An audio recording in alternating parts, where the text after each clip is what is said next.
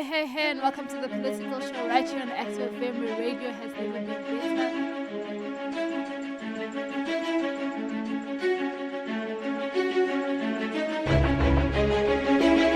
Hey, and welcome to the political show right here on Active FM, where radio has never been better. I'm your girl Cynthia, but you can call me Gix, and with me in studio we have Gavin Inslin. Pastor Gavin Inslin and The Black the Knight. Black Knight right here on the political show, where Christ politics is Hot politics. hot politics. And before we continue, did you guys just see the glitch in the system? Like, Pastor Gavin and Black Knight picked up the cup at the exact same time, sipped at the same time, and then I just saw that on the side of my it's a glitch in the system for those that believe in the Matrix and stuff. But what are we talking about It's today? the AR Matrix. Dude, No, that was very. I was trying to hold myself, but I couldn't. I'm like, we need to discuss what just happened. But what are we yeah, speaking about today? we're not talking about the fact that you're saying that burgers, hamburgers heal I'm saying migraines. it's a real thing. Okay. It's a real thing. Okay, if you're a person who suffers with migraines, you probably, if you haven't learned this, but the greasiest food can help with prevent your migraine if you feel it coming through. Especially a McDonald's burger. What does it say about McDonald's? But let's continue. So we recently watched an interview between Alec Hogg, who is from Biz News, and Piet le Roux, who is the CEO of Sakeliga. Sakeliga. Yeah, that's not bad. Hey? That's not bad for a French sick. Yeah. And it deals with basically speaking about the whole issue that South African systematic failure of local governance and the growing need of lawful community-driven alternatives. So we are going to unpack what they spoke about, the issues that they spoke about, and how Sakeliga, that one, comes into play with this. But Pascal, do you want to give a more brief explanation? Yeah, so basically the interview came out, when was it? I think on about this week, Tuesday. Yeah. Somewhere there.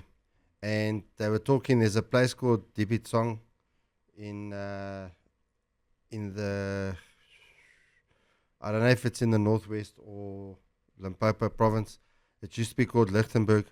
And it's a well-known story. I think we might have spoken about it a number of years ago. That the town council or city council, if whatever, of Lichtenburg or Dibitsong has basically collapsed. So people don't always get their rates and taxes bills, and then they get one that the guys have just made up, and all sorts of stuff. Basically, there's been a total collapse in terms of services. And so Sakeliga went to the courts, and they went through the process of all the different levels, in the government in terms of how to address the collapsing local government municipality. And they eventually got national government to act when they threatened to sue them personally in their individual capacities for negligence in terms of their duty, and in terms of the Local Government Act. So that's what we're going to discuss today, what we think of this. And obviously Alec Hogg liked it. He thought this is a great thing, because now you can sort of invalidate the council if they're really messing up, and you can pull the community together, get national government involved, get the town fixed, and all of that sort of stuff. So we're going to discuss our thoughts on this. Do we agree with them? Obviously we want the city council to work. Do we agree with their positions? And yeah. Yes, it's going to be an interesting show, as always, right here on the political show where Christ politics is. Hot politics. Hot politics. Is the political show. So the central problem that they were speaking about here is the collapse of local government, and Pastor Gavin spoke a bit about the municipality, one of the municipalities in South Africa. But across South Africa, municipalities are failing, services are collapsing, infrastructure is decaying, and corruption is entrenched. Even if you go to the north, here in Joburg, the north of Joburg and stuff like that, a lot of the the communities there and stuff used to be really, really beautiful. But now if you go into those communities, they don't even look, you would swear you're in the south with some of the communities in the north, the way that they're looking. But ratepayers keep paying for water, electricity, waste removal, and taxes, but often get nothing in return.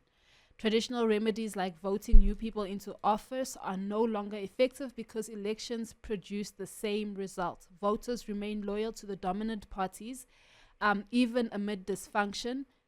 This leads to a governance vacuum where citizens feel trapped between paying for failure and breaking the law by withholding payments. So that's one of the issues that they speak about. The second issue is what happens after the state fails. Even if courts compel government to act, there's no guarantee of success. Often interventions fail too. So Sakeliga introduces a new concept called state proofing.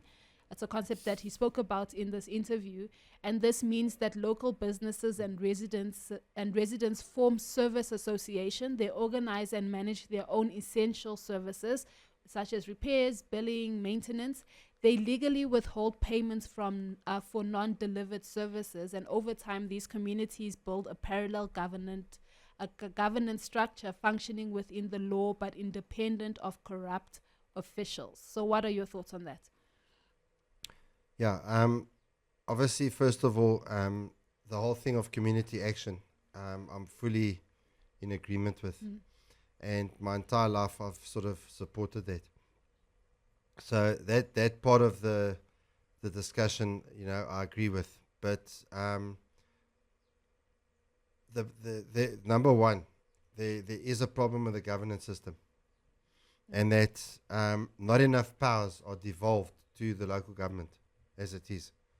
And the concern that I have with what Sakeliga have done here is that this is further going to erode the council, the powers, of the local municipality. What I did not like is that he said elections are not going to solve these problems. So can I be straight with you? Yeah. Because I've heard white and black people say this. So in other words, what they're saying is that what in terms of what they're saying, what place does democracy hold? Because the whole point of democracy is that we the people get to choose who leads us. Yeah.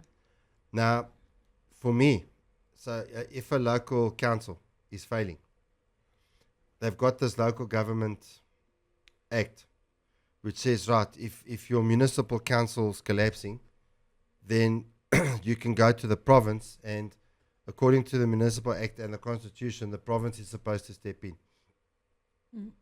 And if the province can't get it right, then you're supposed to go to national government, and national government is supposed to step in. And this was what Sakeliga was doing, with the central government, because they'd been through all the levels, and then they had notified the president, the minister of finance, the minister for local government, that they were going to sue them personally in their own personal capacity if they didn't do something and uphold their legal responsibilities. Now, that's all good and well. But what I'm saying is, so first of all, now if the national state collapses, who do you go to? And what some guys are talking about now, then you go to the United Nations. Now, there was a TV program called The Twilight Zone when I was a young adult. Yeah. And the music went like that. So every time I hear people talking like this, the music's going. So if you don't get your way in the Constitutional Court, then you go to the international courts and you operate under international law. Now my first question regarding that is, who voted for international law? Since when did this international law thing come into place? Yeah. What law are we talking about? And people talk like under international law. How did this happen? You're a sovereign country. All right. So as far as I'm concerned, if people vote and they keep voting the same people in, then the place must collapse. Yeah. And they must suffer the consequences. Yeah. And what I do like is getting community groups together and using those community groups to put pressure on your elected representatives You should be able to recall the representatives. And my biggest question is, what are all those? Because he spoke from the perspective of the businesses in Lichtenburg. So what are all those businesses doing to go and educate the voters Yeah. on what they need to vote for, who they need to vote for, why, all of that sort of stuff. And why can't they support a local ratepayers association where you go and find good leaders to go and stand, if you know what I'm saying? Why can't they utilize the elective process? And what I also don't like, because I mean, this was done with Tshwane, where it was placed under the administration of the province when the DA was leading Tshwane. Now, I'm not a fan of the DA. Anyone who knows me knows. But here's the thing, the DA had the mayorship. And the next thing, the Gauteng province comes in and takes over. And obviously they're doing that for political reasons. But that usurps the authority of the voters of Tshwane, of Pretoria. Yeah. So I don't like that law.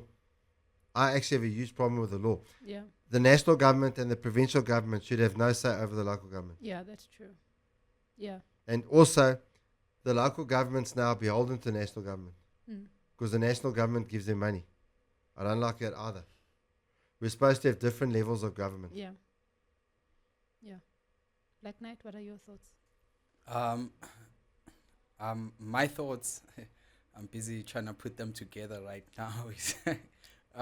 But first things first is that, on the surface, this thing sounds cool, sounds nice. Because I think most of us, we are for... Well, not on the surface. The aspect of involving the community is a good thing. I'm thinking that is the surface where we're going to use the community change. Where I think that's what they use. No, but if communities really get involved, you get a true democracy. Yeah, but here with this communities... I'm just talking about the community aspect. Oh, yes, that part. Yes, that part. That's something that needs to happen in South Africa. People need to become good citizens and take responsibility. And that means you get stuck in with your council and you start sorting out your area. We've got terrible potholes down the road. Oh, my here. goodness. And they get worse every single day. No, they will. Because there's running water there. Yeah. Yeah, so when, for me, my biggest issue, obviously, is business taking over a lot of things, with what he's alluding, that business, especially if like businesses take over a whole municipality, that's like a big thing. And obviously we are gonna face, even though he disagrees, there is gonna be problems where I feel like businesses will obviously, like Pastor Gavin said, that they shouldn't do, but I feel like it will happen, where they erode or override the government itself and their laws, and they will obviously have good reasons on why they do that. And also looking at the poor communities, I don't think they're gonna benefit much from such doings, because already the businesses in the poor communities are already just there to suck out whatever is left in the community. They're not there to... That's what I've seen so far. They're You not sound there like to... a communist now. No, that's what I've seen. No. That's what I've seen. Businesses in the... Okay, so now when you go to the shop around the corner, that's only sucking out of you. And the things that they sell, though, we it's get not it. like they're good things. In fact, Sweets. we've had... No, meaning that, in fact, we've had cases where these things are actually... they kill the kids at the end of the day. So it's But that's not businesses. It's all for profit. That's not businesses. That's another topic which we need to Yeah, discuss. but around these guys coming from Muslim nations and also taking over the sponsorships. and also I look at the businesses in my community. They hardly employ like South Africans and people who live in that specific area. If it's Teffontein, if it's Rosettenville, but you'll find people coming out of other areas, as in like we have areas like Soweto, people coming from Soweto but working in your community, and you are sitting without a job. So that's what I'm talking about. That there's businesses that I've witnessed in actually my community, and they do nothing. And if they're doing something, let me tell you, it's not the best. It doesn't even last. So my biggest problem is giving this power to the businesses. I think you also did kind of say it, that we're giving this power You to know, the businesses. I think with That's- me, there's an Sorry, but I estate. just want to say make one point to Black Yeah. Knot, because he's driving an e-hailer vehicle basically. Oh, So oh, he's yes, running yes, his I own am. personal Oh, business. yes. So Yeah. he's a businessman that's sucking out of the community. Just hand it back to you.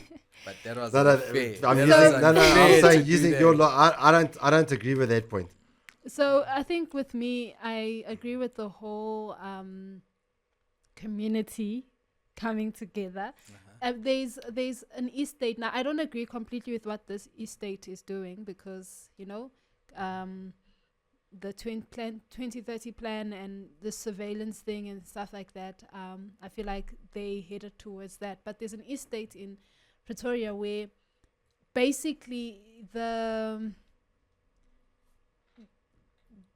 their taxes or their rates and whatever cover what they need to cover. So the security, the maintenance and all of these things. So much so that within that estate, they have hired a different business that gives out fines to the people there. So there's a specific limit that the people within the estate need to drive at. And if you don't I drive think we in must that, change the subject. You're gonna set me off here. if you don't drive in You're that gonna hear limit, things on the you- show you're not gonna want to hear. in your bills for the end of the month, it's there There's a Credit fine. score. as a fine. Credit score. What's this?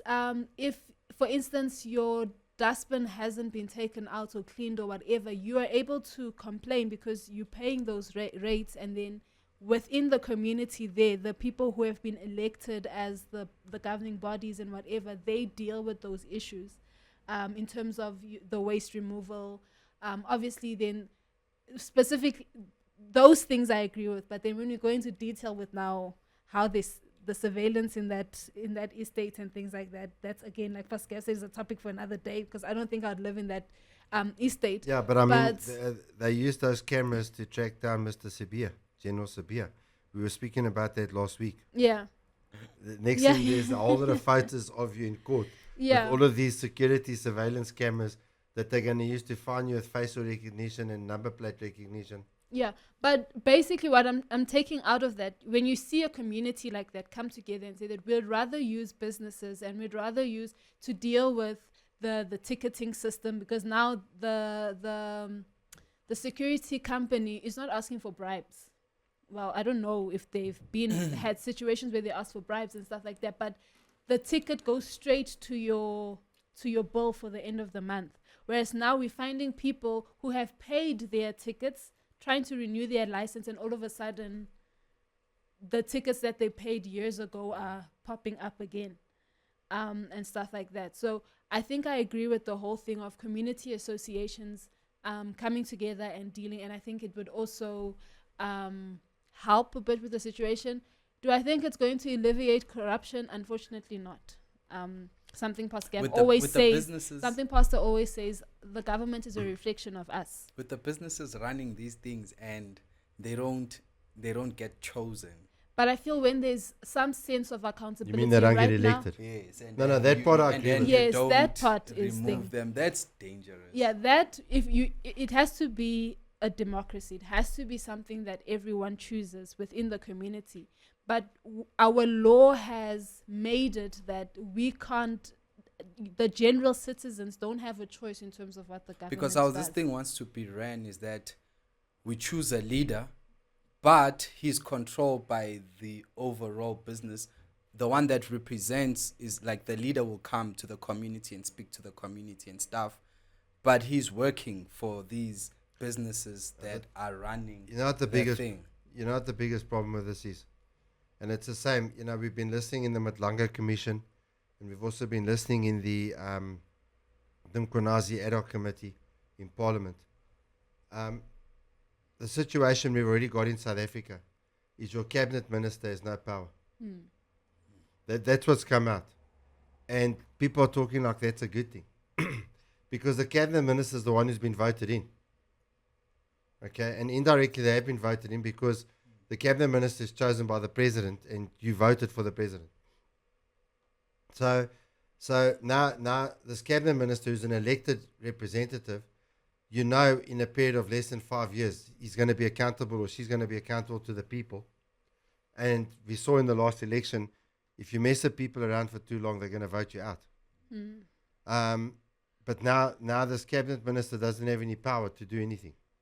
And the power, for example, like with the police, is all in the Commission of Police. And with what Sakeliga and Alec Hogg were talking about, that's the danger of what I see. That you elect your town council and your mayor, and they're going to be powerless to fix anything. Yeah. In Luke chapter 16, verse 10, it says, whoever can be trusted with little can also be trusted with much, and whoever is dishonest with very little will also be dishonest with much. Yeah, so for the South Africans, yes, you guys, you say we don't need a Christian in power, but only a Christian is going to believe that. And I want to say to you right now that people are using the corruption in South Africa to take away your rights. And your rights in terms of the fact that you have the right to elect who runs your city, your town, your province, and your nation. And now they're saying because this elected government doesn't work, we need these corporates on the side to come in and save the day. The corporates are not elected. The bureaucrats in the civil service are not elected. And so the only way to avert that is that you become a real citizen. That, for example, your vote is a small thing, but only when you can be entrusted with that vote to vote for people who are going to to operate, with the values of the Bible, only then can you be trusted with much. And so the biggest thing is, and I believe this is what the Lord's calling for in South Africa today, is that people become proper citizens. And, God has given you the authority to go out and make a difference, that you become that citizen and make that difference, and then watch what's going to happen in the nation. Yeah. So let us know your thoughts in the comments below. Do you agree with what Sakeliga is doing and what their thoughts? Go and listen to the interview and listen to our thoughts as well, and then let us know what you think about the whole thing. I'm your girl Cynthia, but you can call me Gix, and with me in studio you've got Gavin Inston, Pastor Gavin Inston, and The Black Knight. the Black Sorry, Knight. yes, it's the Black Knight. Right here on the political show where Christ politics is Hot politics. hot politics.